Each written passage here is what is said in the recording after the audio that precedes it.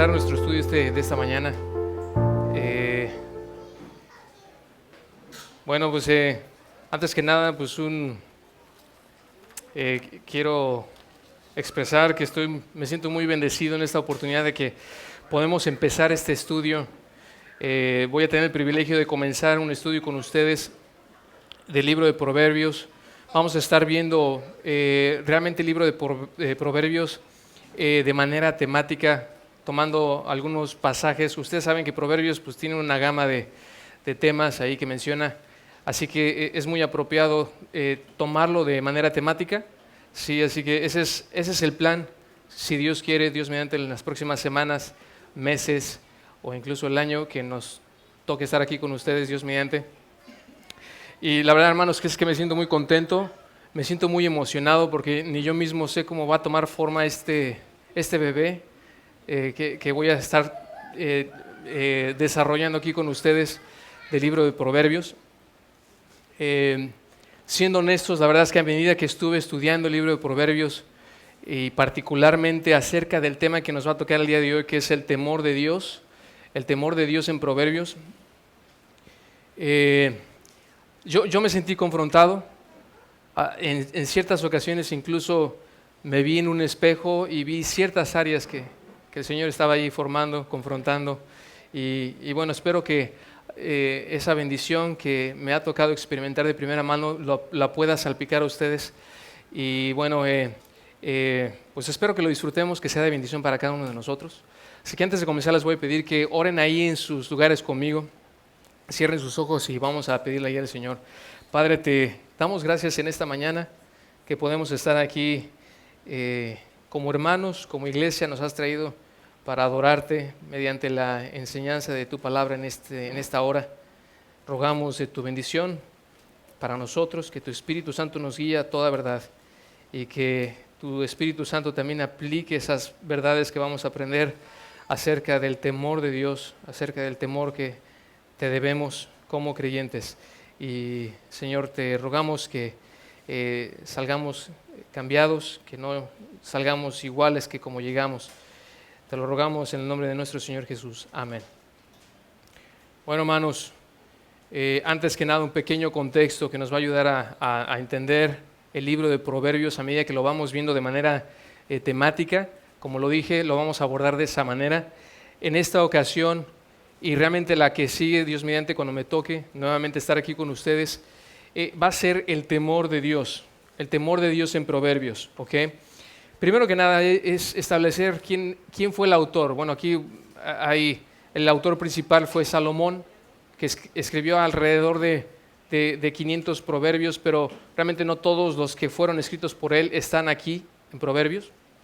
Y muchos de los proverbios que se encuentran en el libro de Proverbios que ustedes ven en la Biblia, no necesariamente fueron escritos por él, sino que fueron recopilados por él.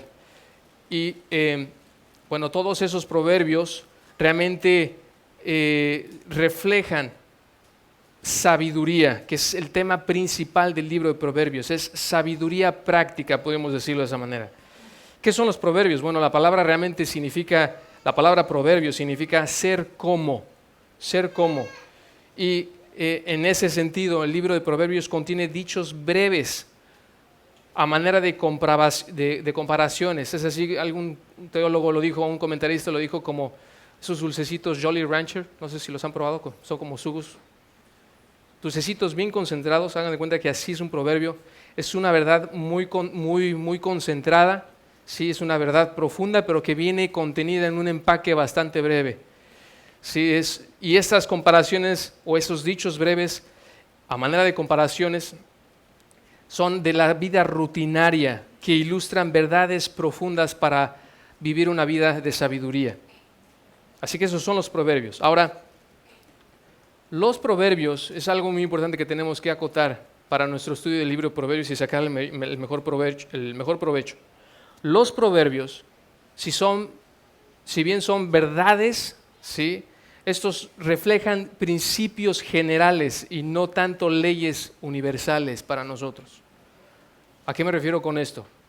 ¿Sí? Son principios generales, pero no son leyes universales. Es decir, no son promesas universales que siempre van a tener el fin que se espera. Por ejemplo, vayan a Proverbios 12:21.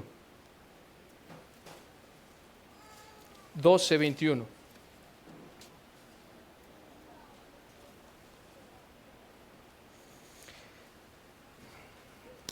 Le voy a pedir a mi hermano Abraham, si con voz de trueno, 12:21. Sí, por favor, hermano, háganos el favor de leerlo en voz alta, con la ayuda del micrófono. Sí, así es. Dice, el bueno no sufre ningún daño. Perdón, estoy leyendo la versión traducción actual, voy a leer Biblia de las Américas. Ningún daño sobreviene al justo, mas los impíos están llenos de pesares. Muchas gracias, hermano. Muy bien. Aquí una pregunta para ustedes. ¿Han sufrido algún daño en su vida? ¿Han sufrido algún pesar, algún sufrimiento en su vida? Sí, ¿verdad? Es parte de vivir en un mundo caído, así que sí, si bien la idea es de que Dios está obrando providencialmente las cosas buenas para el hombre cristiano, el creyente, el que teme a Dios, no necesariamente significa que no va a sufrir en esta vida. ¿Sí? El gran ejemplo de esto fue Job. Sí, ese es reitero, aquí estamos hablando del principio general. El principio general es de que sí, como consecuencia de la obediencia, de vivir una vida de sabiduría, el creyente va a evitarse muchos pesares como consecuencia de su pecado. Pero eso no significa que es una promesa absoluta de que el creyente no va a sufrir en esta vida. ¿Sí? Y así hay otros proverbios que vamos a ver a lo largo de nuestro estudio, si Dios quiere, en donde vemos que realmente estas no son promesas, no son leyes universales. No debemos de tomarlas de esa manera, de otra manera vamos a apropiarnos promesas que realmente el Señor no tenía su intención. Son verdades generales, principios generales, no son leyes universales o promesas universales. ¿Ok? Bueno, habiendo dicho eso, ahora sí, vamos a adentrarnos propiamente al temor de Dios. El temor de Dios, ese es nuestro tema para esta mañana. Y para ello vamos a ver primeramente qué es la definición del temor del Señor, o como lo tienen en sus Biblias, el temor del Señor. ¿Qué significa la palabra temor? Como la encontramos ahí en Proverbios, por ejemplo, Proverbios 1:7, el temor del Señor es el principio de la sabiduría. ¿Quién me puede decir en sus propias palabras, a lo mejor de lo que han estudiado ya de la Biblia, qué significa el temor? Con toda confianza, si no, de dedo. Temor, falta de confianza. Ok, muy bien, ya tenemos una definición de temor, falta de confianza. Hermano. Respeto a Dios. Reverencia, amor y respeto a Dios. Gracias, hermano. Ok, ya tenemos falta de confianza, amor y respeto.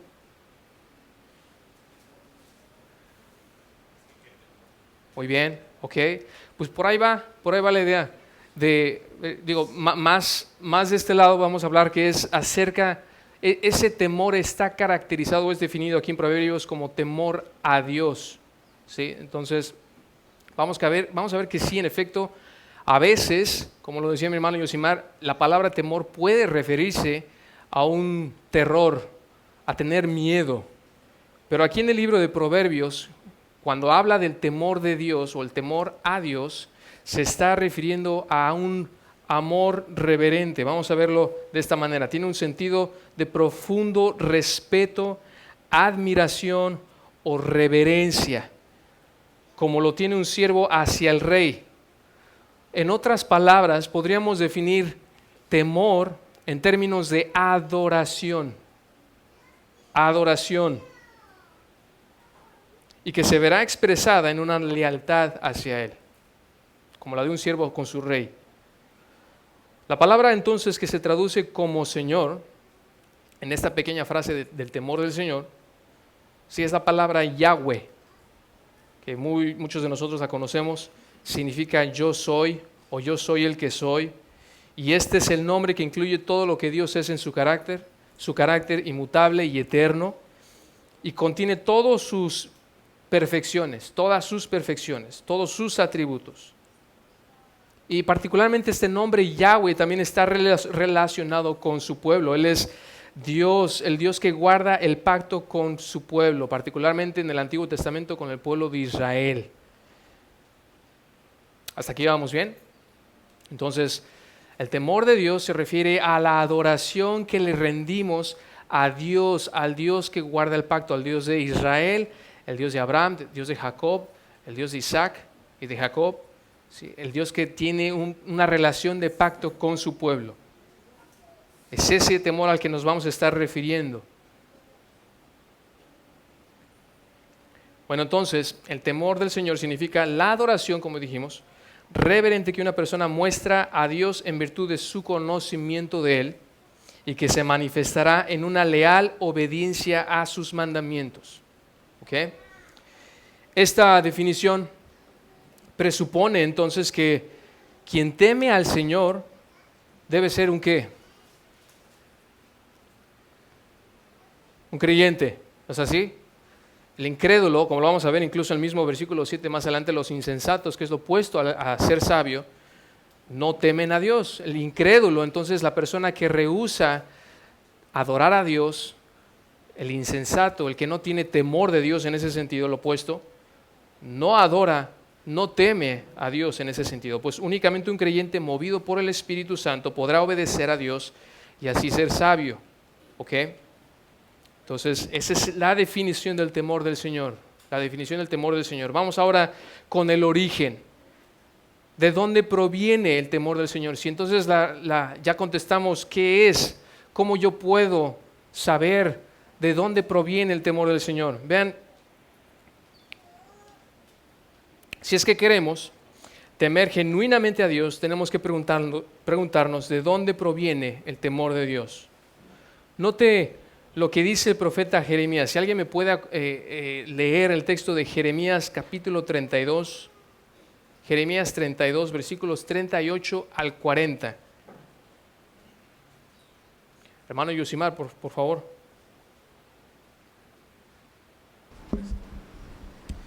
Jeremías 32, 38 al 40 dice: Ellos serán mi pueblo y yo seré su Dios, y les daré un solo corazón y un solo camino, para que me teman siempre, para bien de ellos y sus hijos después de ellos.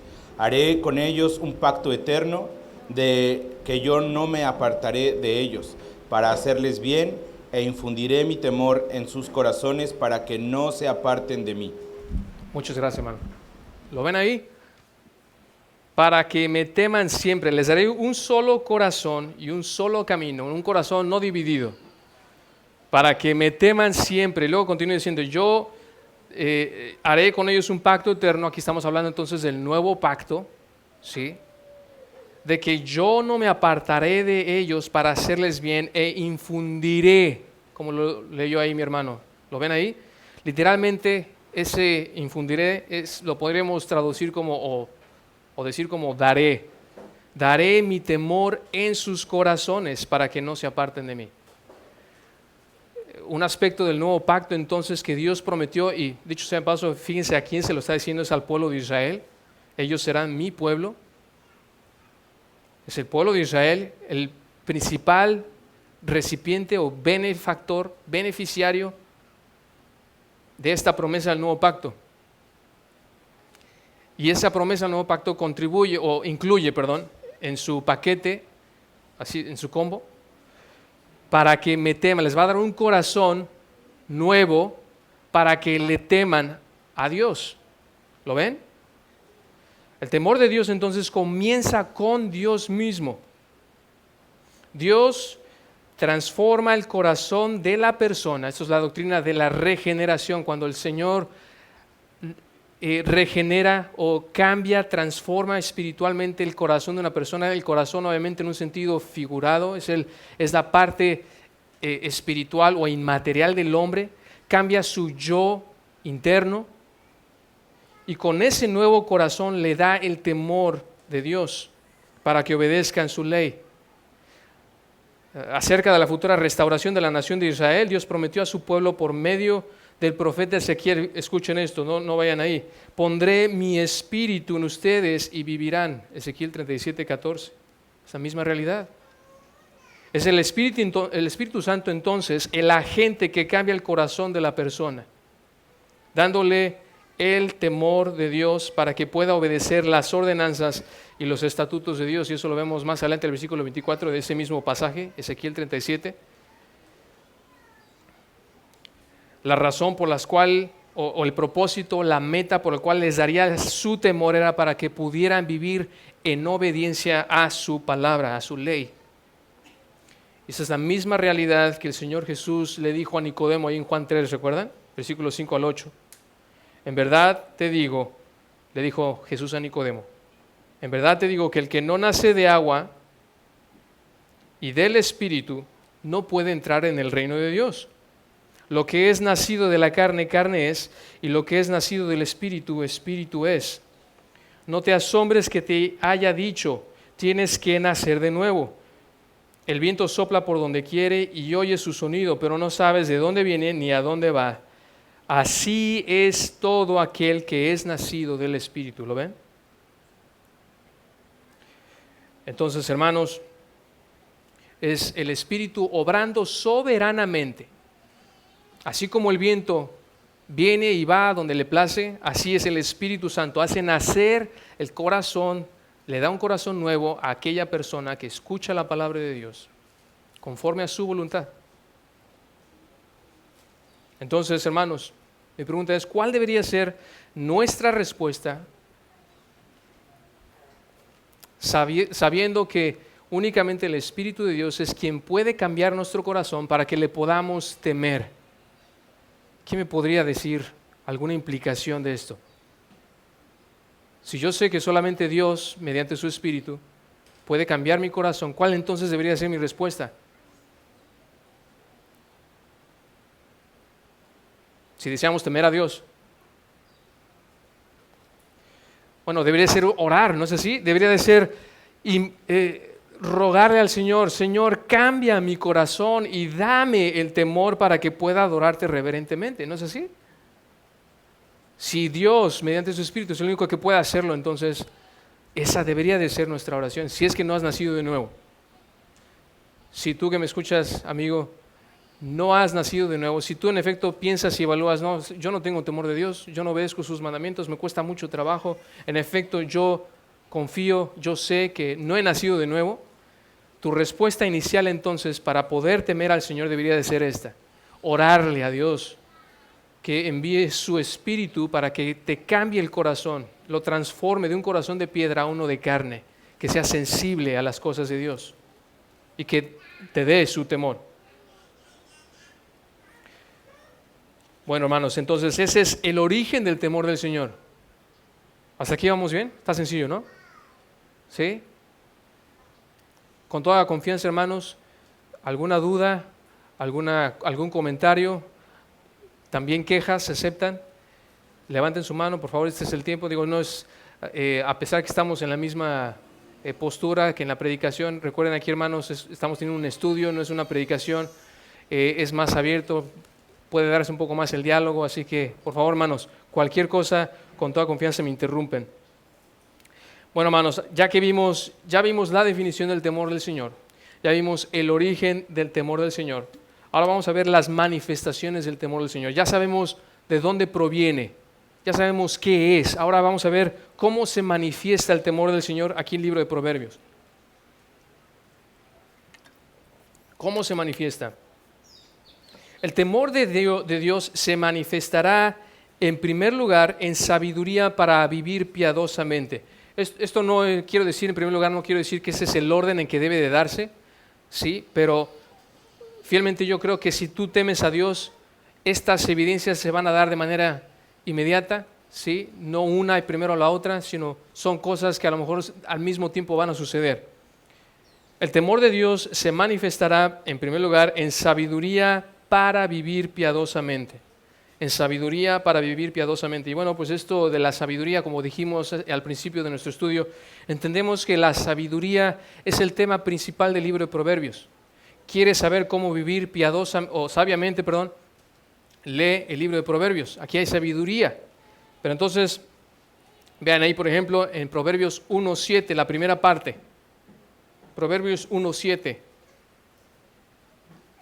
El temor del Señor es el principio de la sabiduría. Ahí tenemos entonces que el temor del Señor es el principio de la sabiduría. La pregunta entonces es, ¿qué significa sabiduría? Sabiduría. ¿Quién me puede decir? ¿Quién tiene alguna idea?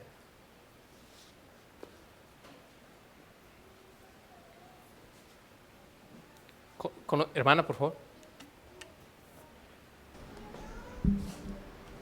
Sabiduría para mí es lo que empecé a recibir después de que fui salva por el Señor. Empecé a recibir todo su consejo bíblico, todo el consejo de la palabra de Dios. Para mí es empezar a vivir sabiamente. Anteriormente vivía conforme a cómo fui criada, a lo que el mundo me decía, cómo debía vivir, a las filosofías del mundo. Pero viniendo la palabra a mi vida y cambiando todo lo que había en mi vida, que todavía hay cosas que el Señor va a cambiar, ¿verdad? Claro. Para mí la sabiduría es la palabra de Dios. Es como Él me dirige y me guía a vivir diariamente. Ok, vivir conforme a la palabra de Dios. Gracias, hermano. Muy bien, muy bien. En efecto, la palabra de Dios, como vamos a ver más adelante, tiene un lugar importante para vivir sabiamente, en efecto.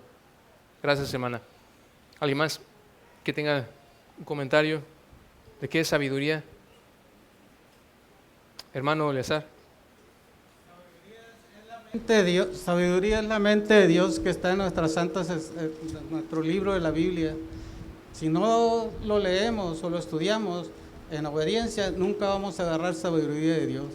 Muy bien, muy bien.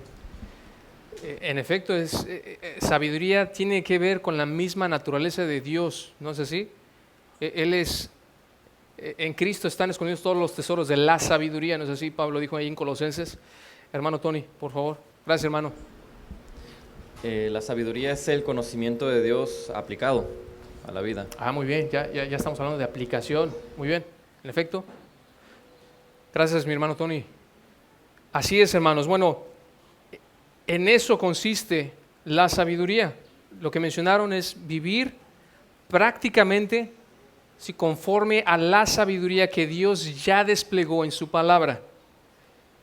La palabra sabiduría significa realmente la habilidad. Hablaba, por ejemplo, de la habilidad de una persona al usar un instrumento. Hagan de cuenta que ustedes, a lo mejor en este lugar entienden más este concepto de la agricultura, pueden entender que hay muchas herramientas para sembrar, pero hay otras herramientas para cegar, ¿no es así? Para recoger el cultivo. Bueno, sabiduría no es que yo utilice todas las herramientas que están a disposición mía, sino la habilidad en usar una herramienta para un uso particular. ¿Se dan cuenta? Bueno, así es realmente la sabiduría de la que estamos hablando a la hora de aplicar el conocimiento de Dios que está en su palabra. Es la habilidad de aplicar correctamente el conocimiento de la palabra de Dios a nuestras vidas. Qué sencillo, ¿no? Ahora, bueno, es más fácil decirlo que hacerlo. Yo lo sé, mis hermanos, pero realmente eso es la sabiduría que nos da el libro de Proverbios y realmente toda la palabra, porque toda la palabra es inspirada, toda la palabra es útil. 2 Timoteo 3:16. Pero esa es la idea, mis hermanos. Es la habilidad, es la destreza para poder yo aplicar los principios de la palabra de Dios a un asunto de mi vida en particular. Nuestro temor de Dios, entonces, se hará evidente de la manera en que apliquemos la Biblia a nuestras vidas. El Salmo, fíjense, 111, versículo 10 dice, el principio de la sabiduría es el temor del Señor. Aquí tenemos otra vez la misma verdad, el principio de la sabiduría es el temor del Señor. Y fíjense, continúa diciendo el salmista David, buen entendimiento tienen todos los que practican sus mandamientos. ¿Lo ven? Ahí está, sabiduría aplicada. El libro de Proverbios contiene principios para que el creyente viva sabiamente en su relación con Dios, en relación con su pecado, en relación con la muerte, en relación con su manera de hablar, en relación con su trabajo, con sus amigos, con su matrimonio, con sus hijos, en relación con sus finanzas y otros asuntos de la vida. ¿No es maravilloso este libro, hermanos? Todos esos principios se repiten a lo largo de toda la Biblia también. Así que, hermanos, qué bondad de Dios al darnos su palabra para que podamos vivir como Él quiere, de manera sabia, de manera sabia. Y esa es la intención de este libro de Proverbios, de esta intención de estudiar el libro de Proverbios, mis hermanos, a lo largo de las semanas que nos toque estar aquí con ustedes. Vamos a estudiar el libro de Proverbios de esa manera.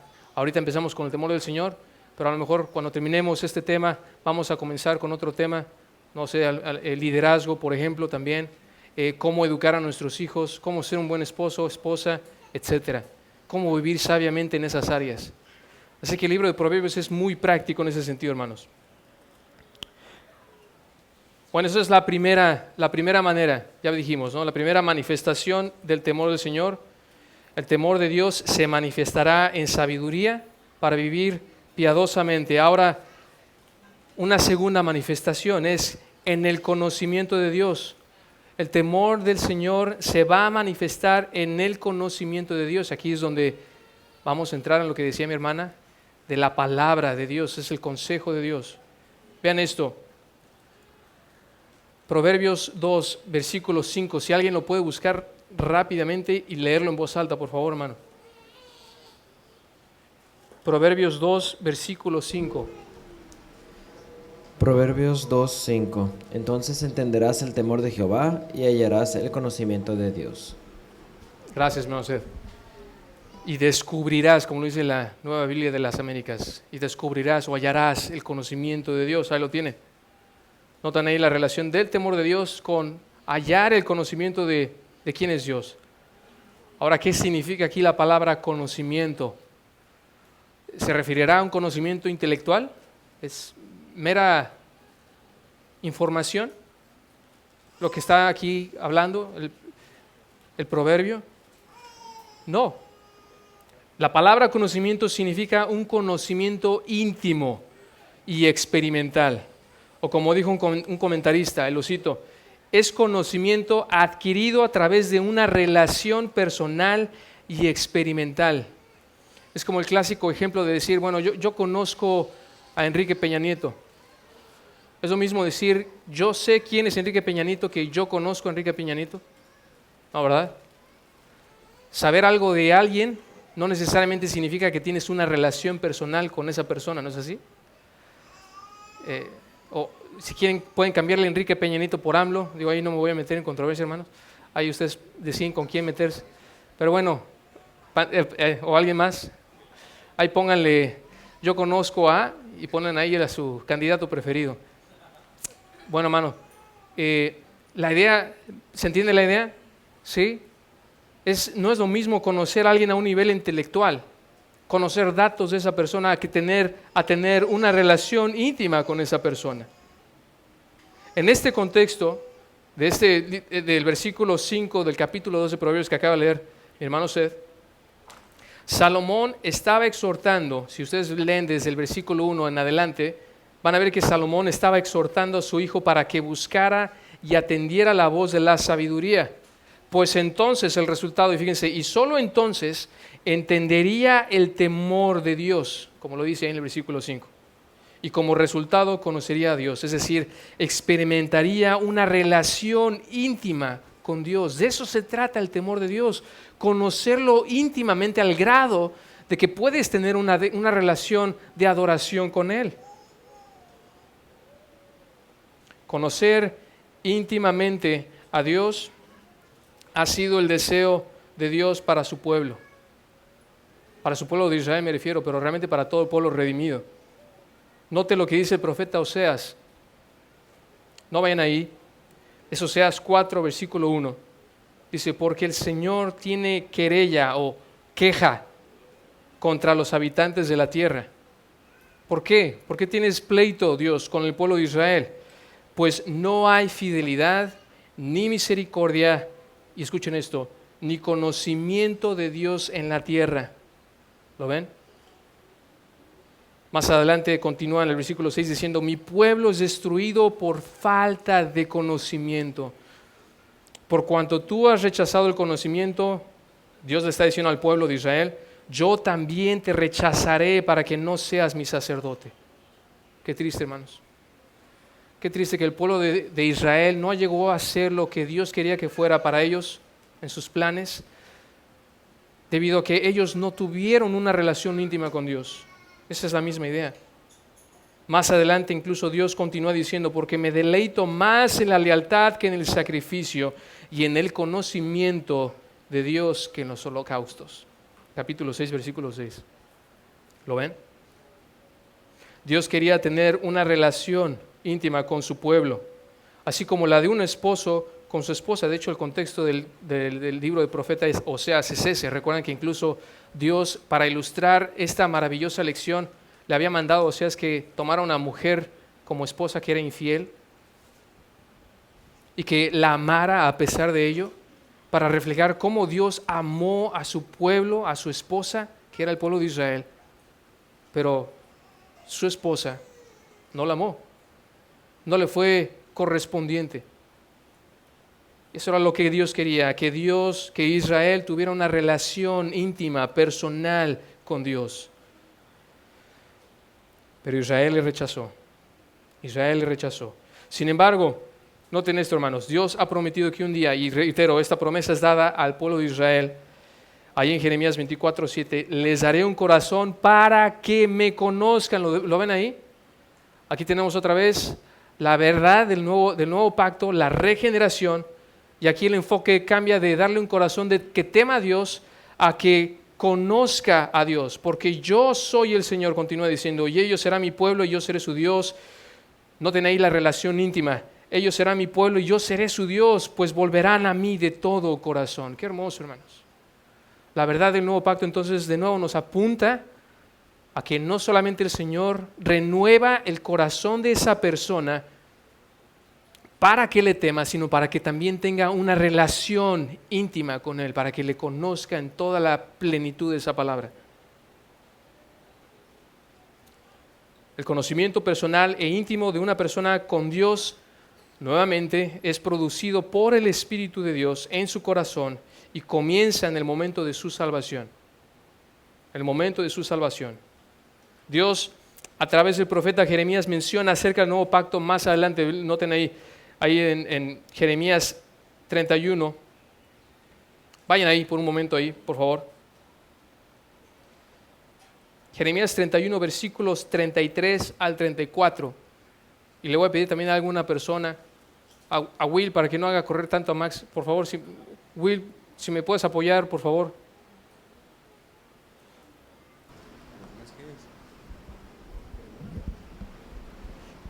Jeremías 31, 33 y 34.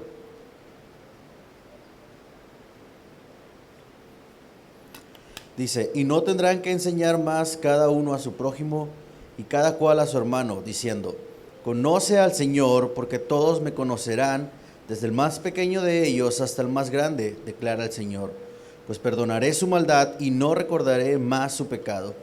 Así dice el Señor, el que da el sol para la luz del día y las leyes de la luna y las de las estrellas para la luz de la noche, el que agita el mar para que brama sus olas, el Señor de los ejércitos es su nombre. Amén. Gracias, mi hermano.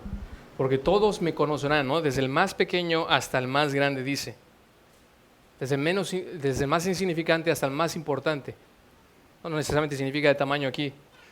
Declara el Señor, pues perdonaré su maldad y no recordaré más su pecado. Noten al principio, perdón, ahí, quería abarcar un poco más de contexto, pero más atrás, ahí mismo en ese pasaje, fíjense, pondré mi ley, dice, pondré mi ley, aquí está hablando de Dios a través del profeta Jeremías, pondré mi ley dentro de ellos, la realidad del nuevo pacto, y sobre sus corazones las escribiré. Entonces yo seré su Dios y ellos serán mi pueblo. De nuevo aquí la relación íntima. No tendrán que enseñar más cada uno a su prójimo y cada cual a su hermano, diciéndole, conoce al Señor, porque todos me conocerán. ¿Lo ven? Qué hermosa realidad, hermanos. De nuevo, aquí el Señor en el libro de Proverbios nos está dejando ver que entonces el temor del Señor nos debe de llevar a una relación íntima con Dios. Por eso entonces la pregunta es, ¿soy salvo o soy salva? ¿Realmente he sido regenerado?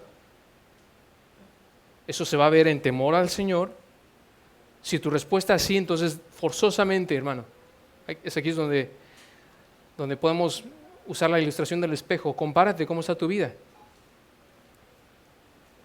Si dices que eres creyente, tienes temor del Señor, es decir, le adoras, eso se ve en vivir piadosamente, eso se ve también en un conocimiento íntimo con Él, tienes una relación personal con Él, que vamos a ver ahorita cómo se ve eso. Es bonito decirlo, pero vamos a ver cómo se ve realmente tener una relación personal con Él. El Señor Jesús dijo ahí en Juan 17:3, orando al Padre, y esta es la vida eterna, que te conozcan a ti, el único Dios verdadero, y a Jesucristo, a quien has enviado. Es esa misma realidad, ¿lo ven? La salvación está dicho en términos de tener una relación con el Padre y con el Hijo, ¿lo ven? Si tú dices temer a Dios, entonces inevitablemente se va a ver en una relación íntima con tu Señor. Con tu Señor. Y bueno, eso es por el lado de la salvación, pero hay otra implicación para nosotros. Si tú ya eres creyente, hermano, si ya eres salvo o salva, la pregunta es, ¿estás creciendo en tu conocimiento del Señor? 2 Pedro 3:18 dice, ¿no? Antes bien, crezcan en la gracia y el conocimiento de nuestro Señor y Salvador Jesucristo. ¿Estás creciendo en tu intimidad con el Señor? ¿Lo que lees en la palabra de Dios realmente lo atesoras? ¿Conoces más al Señor de manera íntima o solamente se queda en conocimiento intelectual? Ahora, no quiero decir que leer la palabra de Dios está mal. Es un requisito para poder conocer a Dios íntimamente, pero si no está bajando de tu mente, como hemos escuchado, de tu mente al corazón, entonces estás únicamente alimentando tu cabezota, ¿no? Por no decir otra palabra, hermano. Tu orgullo. Ahora entonces, aquí voy a tomarme de la mano un poco del hermano Jim Berg en su libro Transformados a la imagen de nuestro Señor. Fíjense, él menciona algunas pautas de cómo podemos conocer íntimamente a nuestro Señor. En primer lugar, obviamente está la parte de que tenemos que desear tener esa intimidad con el Señor. Vean ahí en Salmo 63, si alguien puede leer el Salmo 63, versículos 1 al 3. Deseando la intimidad con el Señor. Y alguien que le pueda dar lectura, por favor.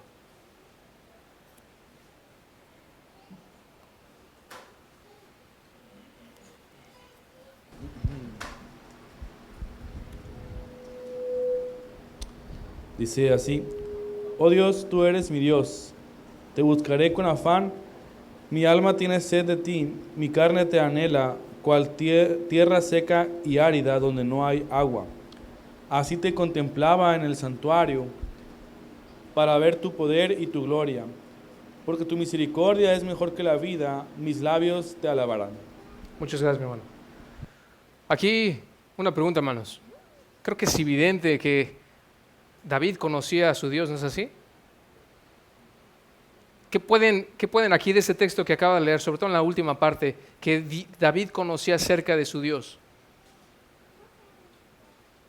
Un atributo de Dios que aquí resalta.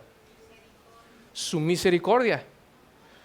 David conocía íntimamente a su Señor, que él podía decir incluso en medio del desierto, más que anhelar cualquier otra cosa, más que anhelar alimento, protección, vestido, agua, lo que deseaba era estar en el santo templo del Señor, estar en la casa de Dios para poder estar en comunión con su Dios. ¿Lo ven? ¿Podemos tener esa misma actitud que David? ¿O qué tal, por ejemplo, el Salmo 42, muy conocido por nosotros? Como el ciervo anhela las corrientes de agua, así suspira por ti, oh Dios, el alma mía. ¿Así suspira tu alma por el Señor? ¿Le deseas a ese grado? Qué bellas imágenes que evocan realmente un anhelo de un corazón que está encendido por el Señor, ¿no es así? Que anhela una intimidad con su Dios, lo anhela. Y bueno, ahí es donde empieza. Ahí es donde empieza, obviamente, incluso también en nuestra salvación, pero si tú ya eres creyente, reitero, puedes crecer en ese conocimiento, en esa intimidad con el Señor. Y bueno, reitero, si se ha apagado tu corazón, si se ha enfriado, si tu primer amor lo has dejado, entonces puedes iniciar aquí orando al Señor. Por favor, prende en mí ese deseo por ti, Señor. Deseándole más. Y segundo, pues estudiando su palabra. Es aquí donde habíamos dicho, ¿no? Deseando su palabra. Salmo 19, un bello texto donde se nos dice cómo a través del conocimiento de su palabra podemos llegar a conocer a Dios. Salmo 119, todo un salmo dedicado a la alabanza, a la palabra de Dios. Refleja la actitud del salmista que la desea más que cualquier otra cosa. Es la actitud que vemos una y otra vez, el Salmo 1, versículo 2. El hombre bienaventurado que no se deleita en el pecado, sino que su deleite está en la palabra de Dios y que en ella medita día y noche. Ese creyente crece en su comunión con Dios a través de su palabra. A través de su palabra. No hay atajos, hermanos. No hay atajos. Queremos tener más intimidad con el Señor.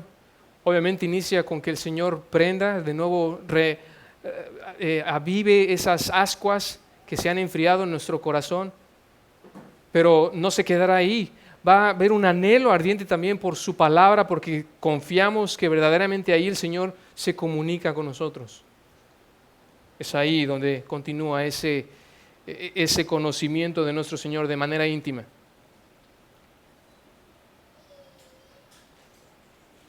Bueno, entonces ya vimos que dentro de las manifestaciones del temor del Señor, el temor del Señor se manifiesta en sabiduría para vivir piadosamente, en el conocimiento de Dios, y uno tercero que vamos a ver, hay otras más que ya no veremos que ya no veremos el día de hoy por falta de tiempo. Esa es la primera parte, así que no le cambien de canal. Hasta la próxima, hermanos. Sí, entonces aquí la última manifestación, digamos, de cómo el Señor se manifiesta, o cómo el temor de Dios se manifiesta, es en el alejamiento del pecado. El alejamiento del pecado. Noten ahí, por ejemplo, en Proverbios 8:13. Proverbios 8:13.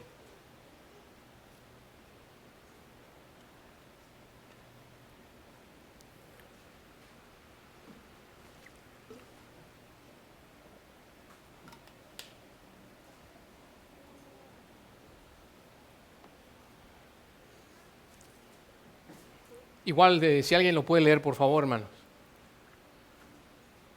Gracias, hermanos. El temor de Jehová es aborrecer el mal, la soberbia y la arrogancia, el mal camino, y la boca perversa aborrezco. Gracias, hermano. Ahí lo tienen. Muy sencillo, ¿no? Qué práctico es. Una persona, entonces, que es temerosa de Dios buscará apartarse del pecado. Y hasta cierto punto es algo obvio si en efecto estamos en comunión del Señor. Si estamos tan cerca del Señor, vamos a tener los mismos anhelos, deseos que Dios, ¿no es así? Es algo obvio. Véanlo en una relación tan íntima como es el matrimonio. Tus gustos se empiezan a convertir en los gustos de tu esposa, ¿no es así?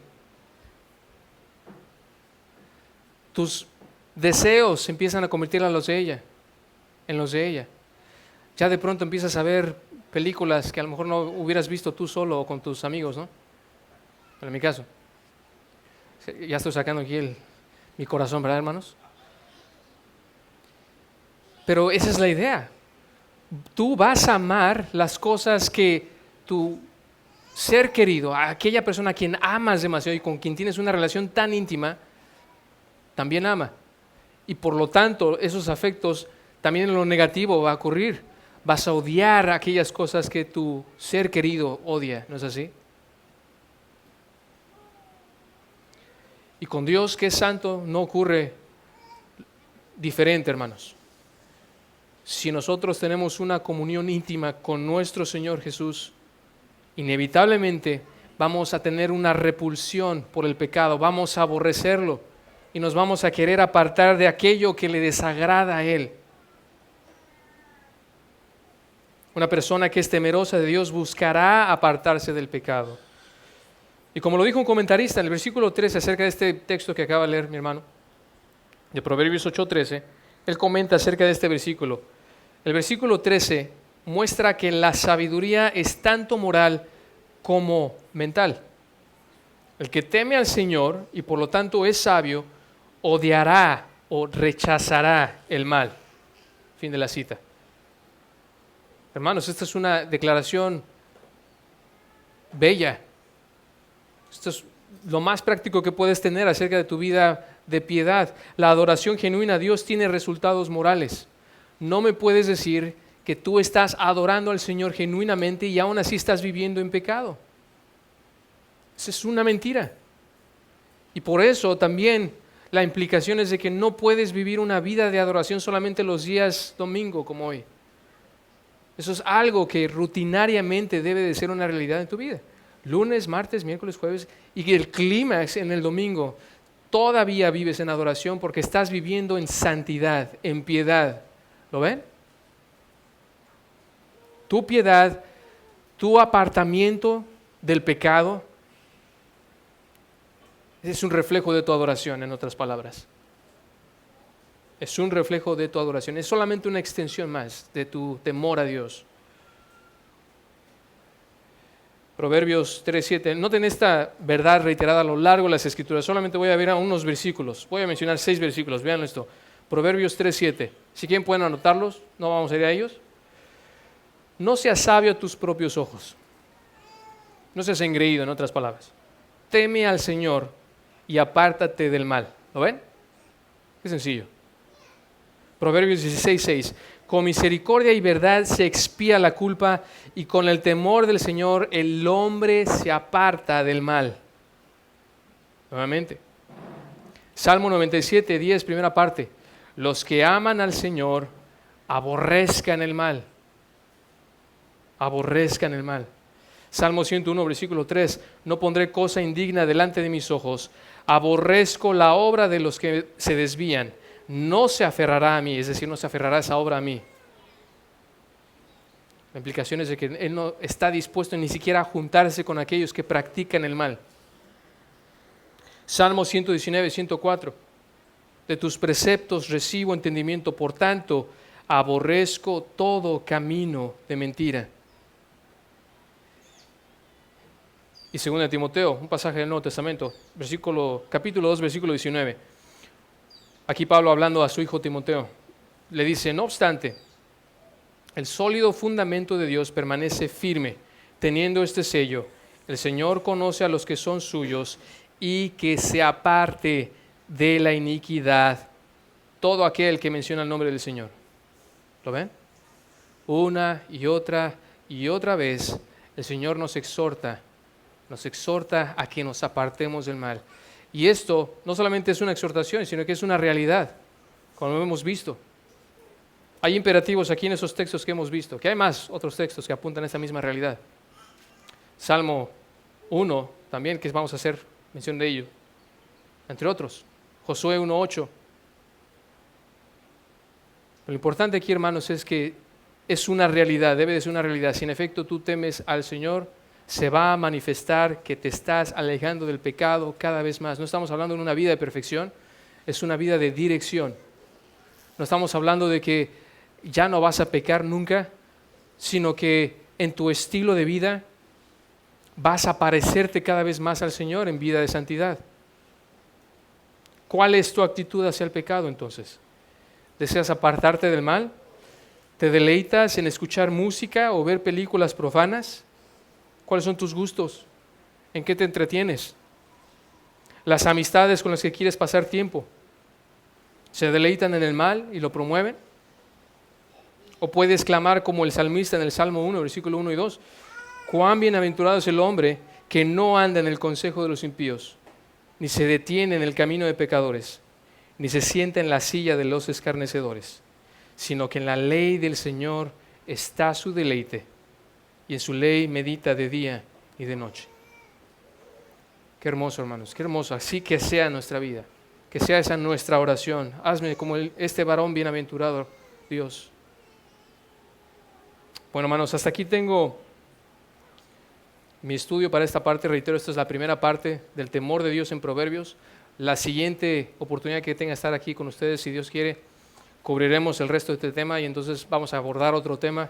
Esa es la idea, ese es el plan, como lo había dicho al principio. Entiendo algunos minutos todavía. Quisiera abordar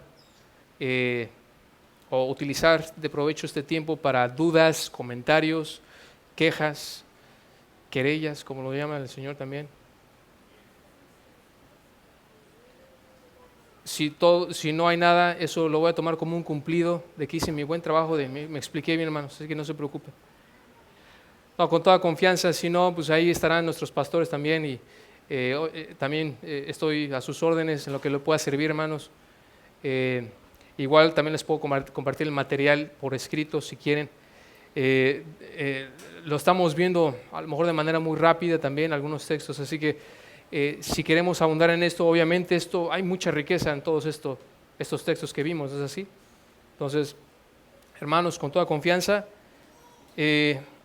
espero que sea de bendición, siga siendo bendición este estudio. Y bueno, nada más quisiera orar para despedirnos.